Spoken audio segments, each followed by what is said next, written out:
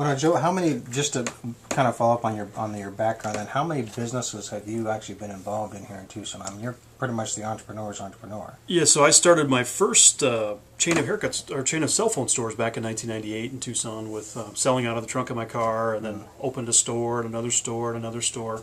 Ultimately, we had 12 locations with 80 employees in 2 states, and did very, very well. And Tucson has been very, very good to me, and I'm very blessed with all the employees that have worked with me and the partners and different things I've done.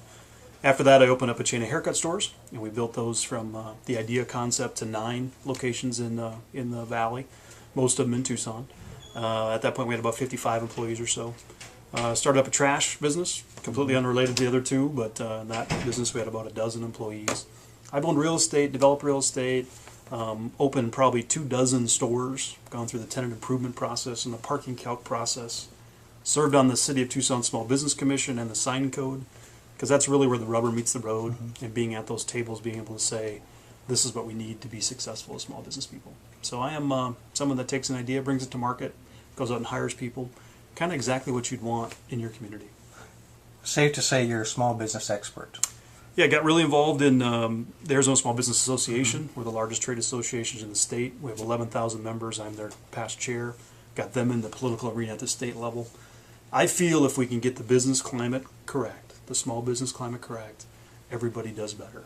There's more jobs. I think the stat I last read was 95% of the people that live and work in this town work for a small business owner. And when we do well, the community does well. Well, so, given your experience, you know, the incumbent keeps talking about how we're so much more business friendly now, and things are getting a lot better. What is, I mean, you're actually out there on a day-to-day basis doing it on the ground. What is your evaluation of that? You know, every election season this happens where everybody loves small business, and I think last one we had a proclamation a week out of the election, so it gets facetious. I would say 85% of the time there's not a problem. You go through development services, you want to build your thing, your add-on, you want to open.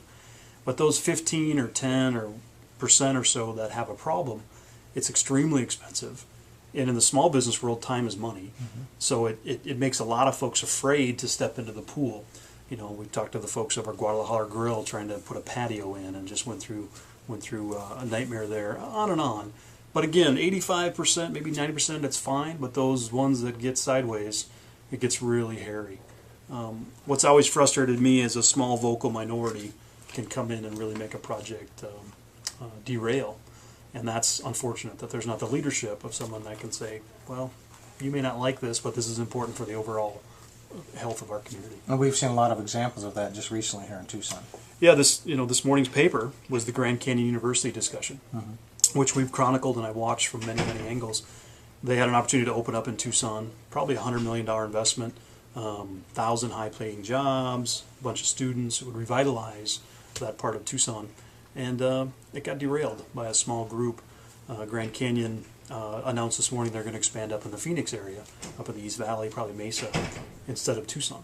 It's a tremendous loss for our future workforce, for the economic vitality of that particular neighborhood. So those opportunities don't fall out of heaven very often, and we tend to kind of blink and miss them way too much. Of all people involved in elections, you and I both know how important every single vote is. When you ran for office, you just barely missed by a hair. I had the same experience in 2009. How would you emphasize that message out to the people that are listening about how important it is to not just complain, but they've got an opportunity this fall to do something about it? So I'm feeling the momentum around your race, just anecdotally out in the community. Many folks have said, I wish I would have done a little more. You came within 175 votes or something like that.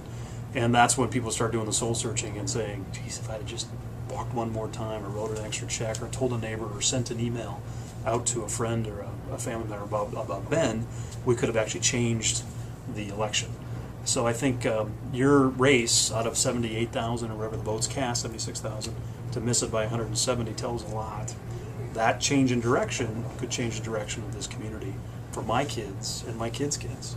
And I think it's that critical that we start getting off our butts and making this stuff start happening. So as a business leader in the community, you're basically issuing a challenge to all of them to quit. Basically, it's time to, and you've said this for years, you've led this charge, it's time to step up, and here's the opportunity. Is that an accurate? We're all real good at complaining. Yeah. But what are we going to do about fixing it? Yeah. And when someone steps forward, when I was a candidate, when you're a candidate, all these candidates that I work with and that come through our life, I feel for them because you put your life on hold, you step forward, you really lay it on the line to make something better because you believe in it.